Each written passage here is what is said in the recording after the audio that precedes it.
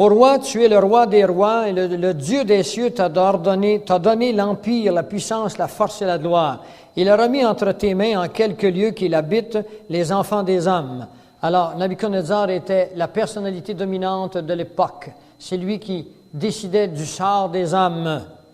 Les bêtes des champs, les oiseaux du ciel, il t'a fait dominer sur eux, c'est toi qui as la tête d'or. Alors la tête d'or que vous voyez en haut, cela représente l'empire babylonien qui a existé de 606 avant Jésus-Christ jusqu'à 536 avant Jésus-Christ. Vous voyez ça dans Daniel 2, 32, 36, 38. Après toi s'élèvera un autre royaume, moindre que le tien, puis un troisième royaume qui sera d'airain et qui dominera sur toute la terre. Alors vous le voyez, l'autre royaume, c'est la poitrine et les bras d'argent. Ceci représente l'empire médo-perse. Et si vous aimez l'histoire, eh bien vous n'avez qu'à fouiller l'histoire et vous verrez que l'empire médo-perse, ça veut dire les Mèdes et les Perses qui est l'Iran aujourd'hui, ont envahi l'Irak par le truchement d'une dame qu'ils avaient créée, parce que Babylone était la ville la plus protégée de l'époque. Elle avait un mur d'environ 100 pieds de haut. On pouvait y passer trois teams de chevaux, un à côté de l'autre. Personne ne pouvait pénétrer. Puis il y avait une rivière qui passait sous la ville, et les Mèdes et les Perses ont créé une dame, puis ils ont fermé la dame, l'eau a arrêté de passer, et durant la nuit, des commandos ont entré en dessous des pelles de la ville, ont tué les gardiens, pour laisser entrer l'armée durant la nuit. Alors, c'est un véritable cheval de Troie. Ils ont pénétré par la ruse. Et on verra plus tard d'autres choses. Alors, ceci représente, et là, Nabuchodonosor, dans une nuit, a perdu son trône, il a perdu son royaume, il a été donc envahi par le deuxième empire mondial qui s'appelait à l'époque l'empire médo-perse. Et vous avez les années de leur règne. Il y aura ensuite il y aura un troisième royaume que vous voyez par la représentation du ventre et le haut des cuisses qui s'appelle l'empire grec. On sait qu'Alexandre le Grand conquis le monde entier de l'époque. Je pense qu'il l'a conquis dans 25 ans. En 35 ans, Alexandre s'est suicidé, disait qu'il n'y avait plus rien dans la vie qui l'intéressait. Quand on parle du génie militaire d'Alexandre le Grand, c'est unique. D'où lui venait ce génie? Bien, évidemment, c'était des nations païennes qui avaient des dieux, et puis les démons ont toujours été présents pour accomplir des actes. Si pour vous, ça semble bizarre ce que je vous conte, que voulez-vous que j'y fasse? C'est l'histoire du monde spirituel, l'histoire de l'humanité. Si vous ne croyez pas aux démons, vous ne croyez pas en Dieu, parce que c'est lui qui nous parle des démons. Vous le verrez que la planète entière, contrairement à ce que les gens croient, ça appartient à Dieu, mais ce n'est pas ce que la Bible nous dit. Je regrette, mais ce n'est pas ce que la Bible nous dit. Dieu peut régner sur le cœur de ceux qui lui appartiennent, mais Dieu ne règne pas encore sur la planète Terre. Si Dieu régnait sur la planète Terre, il n'y aurait pas des guerres comme on en a, mes amis. Il n'y aurait pas du cancer à gauche et à droite. Il n'y aurait pas ces terribles accidents, ces feux, ces familles détruites. Il n'y aurait pas ces étirements, ces couples qui se séparent, ces enfants qui pleurent. Je vous dis, il y en a qui me disent c'est l'enfer ici. Non, c'est pas ici. C'est encore beau en comparaison à l'enfer. Parce qu'il y a encore de l'amour ici. On peut l'avoir de Dieu, l'amour, peut l'avoir de votre prochain souvent. Pas toujours, souvent. Alors là, ici, il y a encore un peu d'amour, c'est pas l'enfer. Là, il n'y a plus du tout d'amour en enfer. Il n'y a plus de chance. Alors, ce troisième royaume, c'est le royaume d'Alexandre le Grand, l'empire grec, qui existe encore sous la forme de la culture que nous avons. Si vous suivez un cours classique, par exemple, vous verrez qu'on est encore influencé par Platon, par Socrate, qui étaient des grands philosophes grecs. On se demande comment ça fait qu'ils sont encore là. Eh bien, c'est parce que notre planète appartient encore à ceux qui ont créé ces choses. Dans Matthieu 6, Jésus sur la montagne, Satan le tente, puis lui dit « Adore-moi, puis je te donnerai tous les royaumes que tu vois. » Les royaumes, ce n'était pas Jérusalem qui était autour, puis Capernaum qui était à côté, parce que la montagne où Jésus a été tenté, je suis allé, moi, sur cette montagne-là, puis c'est à côté de Capernaum, et puis ça ne va pas intéresser bien Jésus d'avoir un petit village en bas, là. Mais l'ennemi, Satan, qui a des pouvoirs spirituels, il a probablement montré tous les royaumes qui existeraient dans le futur également. Il dit, adore-moi, puis je vais te les donner. Savez-vous pourquoi il a dit, je vais te les donner? Continuez la phrase, c'est marqué « parce qu'ils m'ont été donnés ». Dans 1 Jean 5, 19, il est marqué « La terre entière appartient aux malins ». Si vous croyez qu'on vit sur une planète où c'est Dieu qui règne, vous avez des problèmes. Satan qui règne ici. Seulement, vous pouvez sortir du royaume des ténèbres et appartenir à quelqu'un qui vous a promis de vous protéger. Je vous parlerai de ça plus tard. Alors, il y a un quatrième royaume, fort comme du fer, de même que le fer brise et rompt tout, il brisera et rompra tout comme le fer qui met en pièces. Et comme tu as vu les pieds et les orteils en partie d'argile, je ne veux pas m'arrêter ici parce que ça demande des explications, mais je vous donne le gros. Ce royaume sera divisé, dit-il, mais il y aura en lui quelque chose de la force du fer, parce que tu as vu le fer. Et comme les doigts des pieds étaient en partie de fer et en partie d'argile, ce royaume sera en partie fort et en partie faible. Donc, ce sont 10 orteils. Parce que tu as vu le fer mêlé avec l'argile, qu'ils se mêleront avec des alliances humaines. Des alliances humaines. Et c'est ce qui fera la faiblesse. Parce que les alliances humaines ne durent pas. Les alliances humaines qui sont là pour des intérêts particuliers, il y a toujours quelque part en cours de route un programme de trahison quelque part. Mais ils ne seront point unis l'un à l'autre, de même qu'on ne peut pas unir le fer avec la terre, avec l'argile. Alors le verset 44 est très important. Je répète, le verset 44 est très important. Voyons, je n'avais pas compris. Le verset 44 est très important. Compris? Savez-vous pourquoi il est important? C'est parce que pour aujourd'hui, pour votre époque. Dans le temps de ces rois, CES, le Dieu des cieux suscitera un royaume qui ne sera jamais détruit et qui ne passera point sur la domination d'aucun autre peuple. Il brisera et il anéantira tous ces royaumes-là. Quel royaume? On vient de les voir. Mais il manque des détails ici. Et c'est comme ça, la parole de Dieu. Dieu dit, celui qui me cherche, je me laisserai trouver. Les Écritures ne donnent jamais tout dans un prophète. Il faut aller dans d'autres prophètes pour comprendre. Et c'est dans Apocalypse 17 et 18 qu'on a la réponse qui manque. Il va y avoir un royaume, 5 sont tombés, un existe, un autre est à venir. Et celui qui est à venir, ce sera le royaume sous lequel existeront dans le temps de ces rois, les rois qui vont régner sur les 10 orteils. Les 10 orteils sont là pour vous parler des 10 royaumes qui diviseront la terre. On va voir ça en détail tantôt. La terre entière va être divisée bientôt, elle l'est de fait actuellement, Maria Isabelle, en 10 royaumes. Voilà la planète entière. Il existe parmi les sociétés secrètes, je ne l'ai pas marqué ce matin, il m'a échappé, une dernière société secrète que je ne vous ai pas parlé, qui s'appelle le Club de Rome. Le Club de Rome a été fondé en 1967. Et le Club de Rome a divisé la planète entière en 10. Qu'est-ce qui lui arrive, Isabelle? Ah bon? Alors ça va. La planète entière a été divisée, mes amis, en 10 biorégions. Et ces 10 biorégions ont été faites par le Club de Rome, acceptées maintenant par toutes les organisations secrètes que vous voyez, que vous avez vues ce matin, la franc-maçonnerie, les Illuminati. Et c'est ainsi qu'ils vont créer du Canada, des États-Unis et du Mexique la biorégion numéro 1. Mais maintenant, on ne peut pas présenter ça à vous, public, qui aimez votre liberté, vous qui êtes attachés aux choses de ce monde et qui n'avez pas encore consulté la parole de Dieu dans ses profondeurs. Il faut vous cacher des choses. On vous l'a caché, ces choses. On fait une belle couverture. Puis ce sont vos politiciens par lesquels vous avez pris un crayon, vous avez dit « Oui, c'est lui que je veux, il est bon, lui, je le connais. Il est tellement bon qu'il vous a trahi. » Quel que soit votre politicien, il vous a trahi par connaissance ou sans connaissance. Moi, ça me rend sans connaissance. Il vous a trahi parce qu'ils ont accepté que le Canada passe dans une organisation qui est maintenant sur la place publique Et il ne ferait pas bonne bouche de ma part, si j'étais politicien, de dire « je ne veux pas de cette organisation ». Même M. Parizeau et Bouchard, qui voulaient absolument se séparer du reste du Canada, voulaient retourner dans cette organisation, puis ils se sont dit qu'ils ont eu des approbations qui seraient acceptées.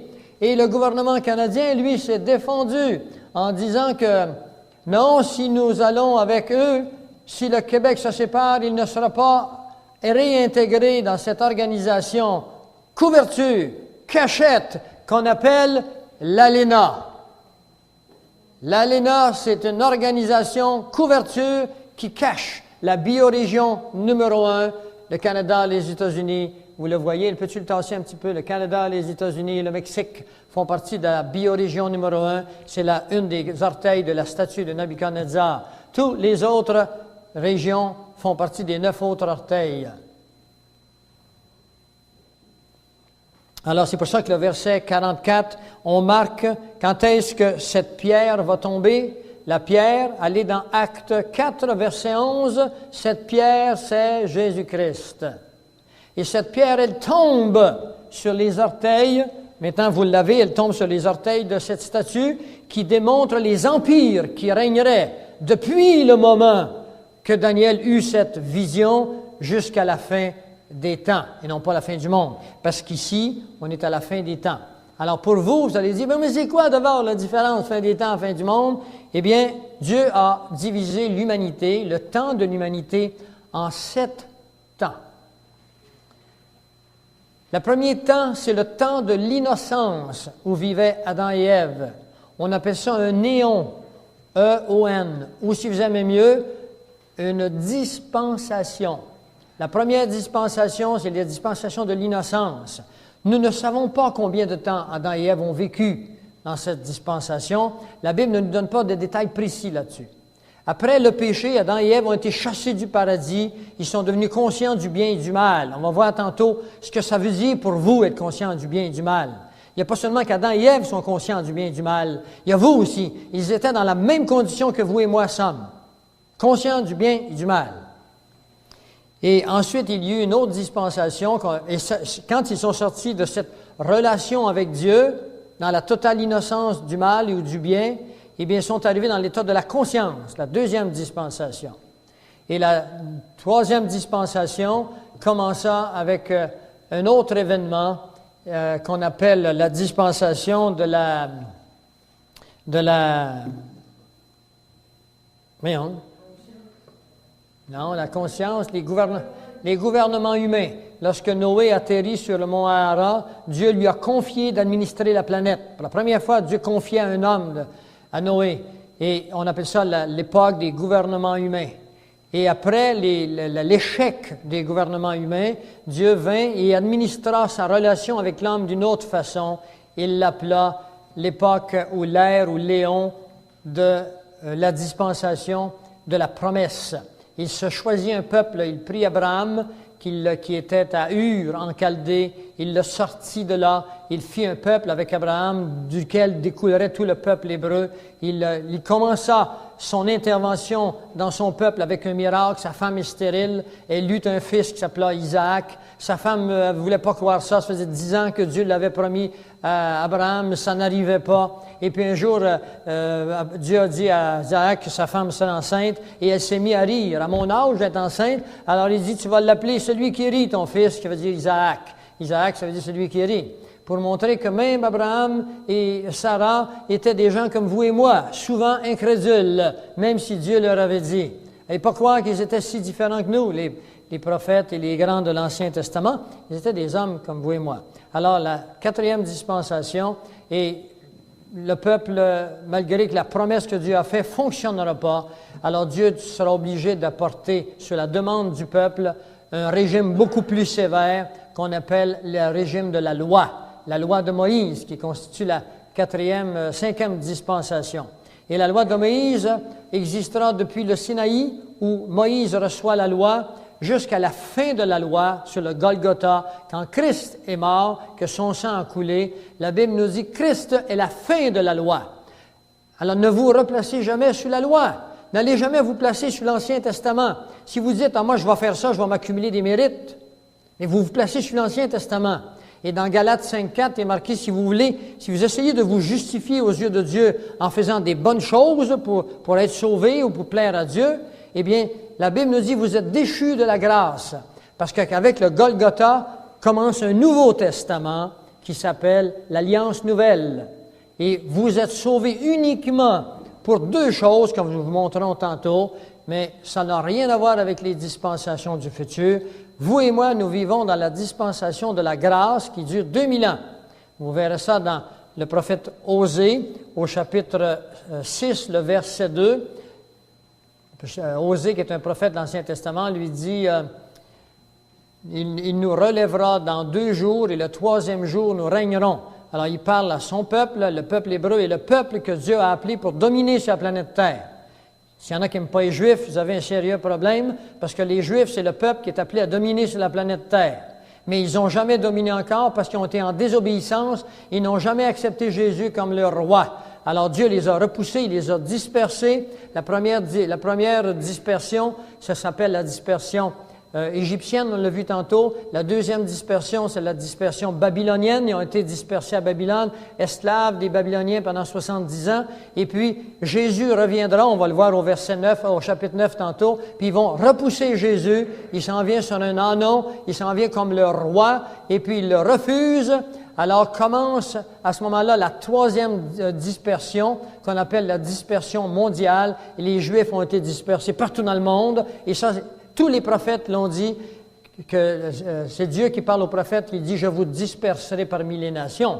Et les Juifs ont été dispersés partout parmi les nations. Ils sont encore parmi les nations, mais il y a une autre série de prophéties qui dit qu'à la fin des temps, je ramènerai mon peuple dans son pays. Sachez que depuis que le mur de Berlin a tombé et que depuis spécialement 1947, le 14 mai, alors qu'Israël est devenu une nation, les Juifs du monde entier quittent leur pays puis s'en retournent chez eux. L'année dernière, il y a 3 ans, il en rentrait 10 000 par semaine.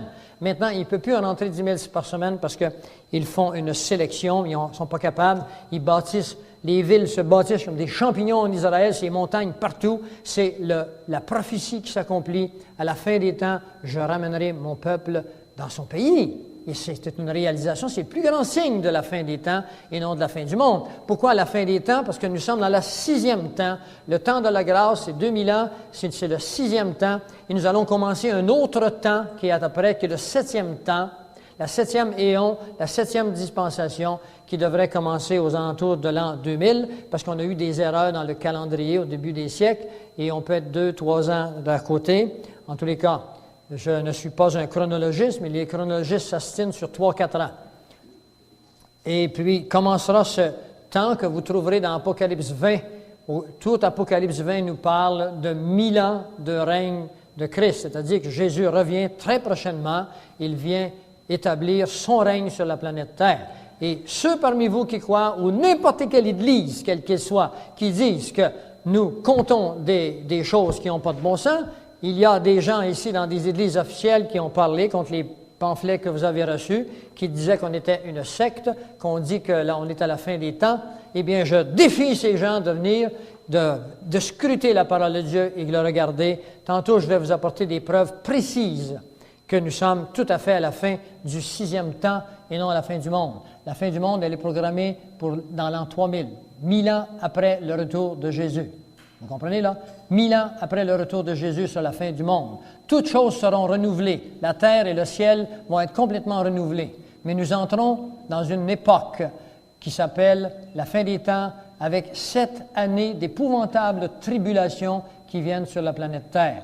Je vais vous montrer cet après-midi comment vous devez absolument vous épargner, vous soustraire à cette période qu'on appelle les tribulations qui viennent sur la planète Terre, qui va commencer avec un événement bien particulier que vous pourrez suivre à la télévision.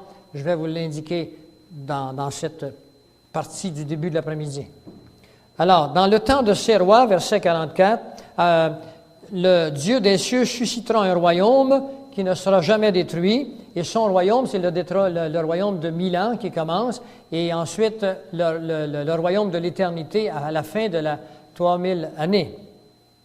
et qui ne passera point sous la domination de notre peuple. Le verset 45, c'est ce qu'indique la pierre que tu as vue se détacher de la montagne, sans le secours d'aucune main, et qui a brisé le fer, c'est-à-dire toute forme d'empire, qui a l'esprit de l'Empire romain. Les Romains étaient des dictateurs, parce que le fer représente Rome. Les deux jambes que vous voyez là représentent la Rome de Constantinople et la Rome de l'Italie telle qu'elle était à l'époque. L'Empire de Rome commence à peu près quelque part en l'an 65 avant Jésus-Christ pour se faire terminer en l'an 476 de notre ère, l'Empire romain. Et il n'y aura plus de royaumes qui auront l'esprit de l'airain, l'esprit de l'argile, de l'argent et de l'or, c'est-à-dire de Babylone, de la Grèce, les philosophes Socrate, le père du Nouvel Âge, le père de l'occultisme. Eh bien, ce sera terminé ce soir-là parce que ce sera la parole de Dieu qui va régner dans ces 1000 ans-là. Ce sera Dieu qui va placer sa parole. Actuellement, il est placé dans un livre. À cette époque-là, les gens n'auront pas besoin de livres parce qu'il placera sa parole dans le cœur des hommes. Comme une espèce d'ordinateur qui il n'y a pas de données dedans. Et Dieu va arriver puis il va faire un copy-up. Ceux qui connaissent puis il va placer la parole de Dieu dans le cœur des hommes. Vous n'aurez plus besoin de l'enseigner à votre besoin. Ça, c'est promis pour le retour de Jésus après les tribulations. Mais il y a 7 années de tribulation que vous devez vous préparer. Et tous les signes sont là, je vais vous les indiquer au cours de cet après-midi. Maintenant, laissez le chapitre 2. Allons dans le chapitre 7 de Daniel. C'est un chapitre très, très important et un chapitre que vous devez connaître avec beaucoup de nuances. Le chapitre 7 de Daniel. Alors, c'est une vision de Daniel, c'est la vision des 4 animaux. La première année de Belshazzar. Pourquoi dit-on la première année de Belshazzar? Parce que Nabuchodonosor, il n'est plus là. C'est son fils qui règne. Belshazzar, c'est son fils. Alors, le roi de Babylone, Daniel eut un songe et des visions de son esprit pendant qu'il était sur sa couche, sur son lit. Ça vous arrive pas de rêver un peu sur votre lit? Ça m'arrive, moi.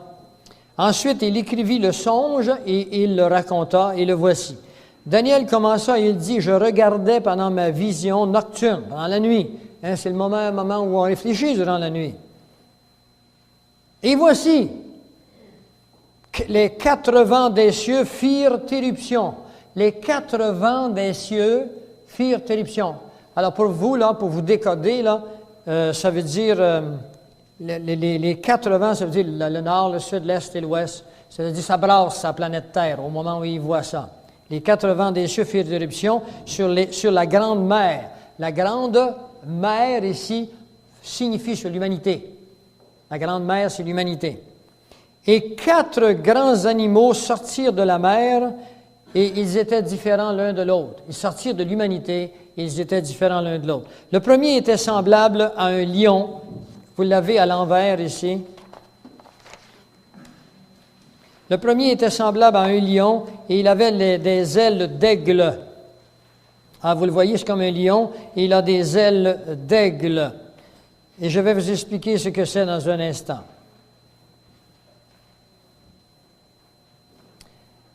Je regardais jusqu'au moment où ses ailes furent arrachées. Il fut enlevé de terre, il fut mis debout sur ses pieds comme un homme, et un cœur lui fut donné. Je vais vous le lire et je vais vous l'expliquer. Et voici un second animal, était semblable à un ours. Il se tenait sur un côté, il avait 3 côtes dans la gueule, entre les dents, et on lui disait, « Lève-toi et mange beaucoup de chair. » Après cela, je regardai, et voici un autre était semblable à un léopard, et il avait sur le dos 4 ailes comme un oiseau. Cet animal avait 4 têtes, et la domination lui fut donnée. Après cela, je regardai pendant mes visions nocturnes, et voici, il y avait un 4e animal terrible. Alors, c'est ici le plus important, c'est l'animal le plus important de notre époque. Et après cela, je regardai pendant mes visions nocturnes, et voici, il y avait un 4e animal terrible, épouvantable et extraordinairement fort. Il avait de grandes dents de fer, il mangeait, brisait, foulait aux pieds ce qui restait. Il était différent de tous les animaux précédents. Il avait 10 cornes. Alors, je vous explique. On va au verset 4. Le premier animal était semblable à un lion. Le lion est le symbole de l'Angleterre. Vous le saviez. Quand j'étais jeune, je prenais du cocoa et il y avait un lion sur... et puis, c'était marqué en anglais et ça m'avait marqué. Canada Fry, vous vous souvenez? Le lion est le symbole de l'Angleterre. Mais pas l'Angleterre du temps de Daniel. L'Angleterre de votre temps, à vous et à moi. Et donc, c'est le symbole de l'Angleterre. Mais ça prend un peu plus d'explication pour que vous soyez certains de cela. Ça prend beaucoup de contexte. Et c'est pour ça que aujourd'hui, j'espère amener beaucoup de salive pour digérer des aliments, vous donner de l'appétit. Mais il y a des cassettes que nous avons sur Daniel 2, Daniel 7 et Daniel 9 qui durent 3 heures et demie, que vous pourrez vous procurer avec beaucoup de détails. Nous les avons en arrière ici. Et si nous pouvons répondre à la demande, eh bien, donnez vos noms et nous sommes en train de faire un nouveau montage avec les mêmes cassettes, mais on n'a pas eu le temps parce qu'on a eu des problèmes techniques. Oui, tu en as combien de... Tu as 13, c'est 2 volumes ou 3 cassettes chacune? 2 cassettes, c'est 3 heures et demie environ. Vous pourrez les étudier chez vous, vous mettez sur pause, on va vous l'expliquer en détail. Alors, le premier était semblable à un lion, il avait des ailes d'aigle. Je voudrais que vous compreniez que l'aigle dont il est question, il s'agit des États-Unis d'Amérique, qui sont un lionceau que le prophète Jérémie 50 nous parle.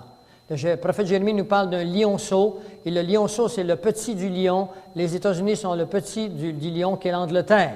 Vous allez voir que Dieu savait tout, même à cette époque-là. Et des ailes d'aigle, on a vu ce matin l'aigle que vous avez sur le dollar américain. Je regardais jusqu'au moment où ses ailes furent arrachées, ce qui suppose que les États-Unis d'Amérique seront arrachés.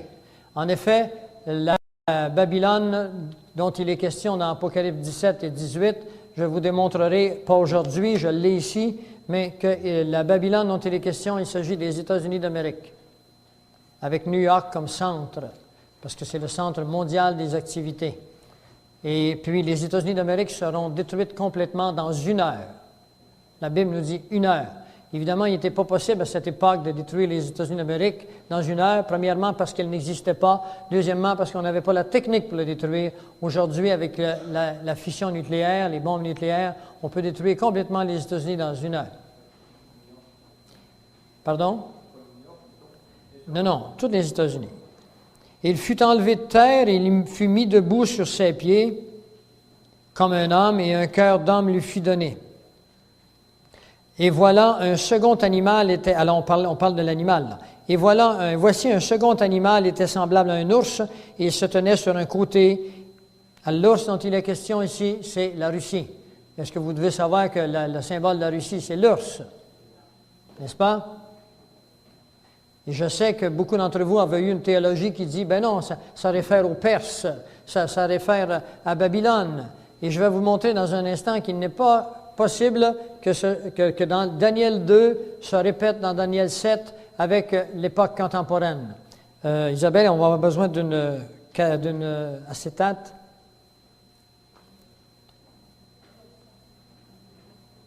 Alors, il dit, il avait 3 côtés dans sa gueule. C'est 3 côtes, c'est pas côté, c'est une erreur. 3 côtes dans sa gueule, entre les dents. Et qu'est-ce que cela veut dire? Il se tenait sur un côté, c'est que la Russie a essayé de conquérir le monde entier, mais Dieu ne lui a jamais permis. Alors, l'ours s'élevait d'un côté, et puis pour qu'il puisse vraiment passer à l'action, il aurait fallu qu'il se lève complètement. Mais ils ont été détruits par des problèmes ethniques, parce que ce n'est pas une race pure, faite de plusieurs ethnies, et 2, par des problèmes financiers. La Russie est en état complet de désorganisation sociale et financière. Vous devez savoir ça.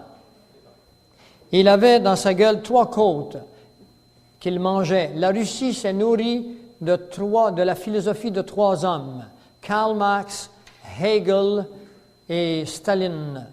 Ce sont les 3 hommes qui ont créé la domination doctrinale sur la Russie. Et il disait, lève-toi et mange beaucoup de chair. Alors, il est question ici, vous verrez tous ces détails dans Isaïe 13. Dans Isaïe 13, entre le verset 13 à 17, vous aurez les détails. Je vous ai dit que Daniel nous donne la structure. Jérémie, Isaïe, les petits prophètes nous donnent des détails très précis. Donc, en Isaïe 13, entre le verset 13 à 17, vous aurez les détails. Quand il dit mange, il mange beaucoup de chair. Vous allez voir les nations qui vont être tuées, mises, il va y avoir du sang jusqu'aux morts des chevaux. Alors, c'est une guerre terrible qui s'en vient en Europe, tant qu'aux États-Unis d'Amérique, ils sont détruits complètement.